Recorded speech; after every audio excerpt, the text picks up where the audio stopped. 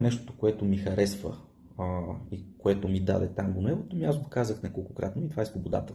Свободата да изразявам себе си така, както се чувствам в момента, така както ме провокира партньора, свободата да танцувам тази музика, която ми харесва и ме движи.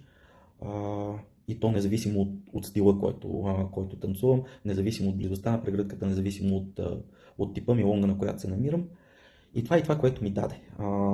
Даде ми безкрайно вдъхновение да търся нови начини да се движа, да не ми става скучно в танго. Събрах ми с Мария, прекрасния партньор, с който така, ще имаме удоволствието да изкараме този курс, така че на мен не ми даде малко, надявам се и на вас да ви даде. Нещо забавно, свързано с танго невото, не смятам, че има нещо по-забавно, свързано с танго невото от моята прическа, докато бях част от танго пънк вълната. Нещо интересно. Има една много интересна история, която се споделя от Густаво Навера в едно интервю, в което той казва, седнахме с Чичо и с Салас в едно кафе, изпихме по две бири и установихме, че има 96 различни гънча, които могат да влезнат в едно хиро.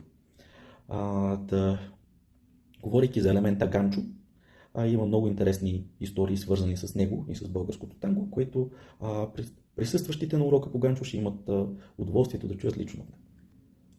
Какво ще се опитам да предам в рамките на тия два урока? Първо ще се опитам да предам моя опит като част от танго пънк вълнатата до сега, като основно ще акцентирам върху две неща. Едното е свободата и това, че да имаш разбиране върху тялото си, върху инструментариума, който то ти дава, ти позволява да си много по-свободен в себеизразяването, което е нещо прекрасно, но пък е свързано с второто нещо и това е отговорността, следваща от тази свобода. Именно това, че можем да правим нещо, не значи, че трябва да го правим, защото може би не е подходящо за партньора, не е подходящо за ситуацията, не е подходящо за контекста на милонгата. Та ще се опитаме да си поговорим за тези две неща. Колко много неща можем да правим и кога е удачно да правим някакви са основните предимства на ноевото. Предимствата са себеоткриването.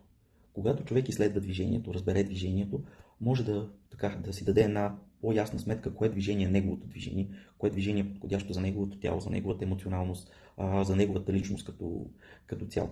И това дава възможност да създаваме едни по-уникални танцори и да правим лонгите една идея по-цветни.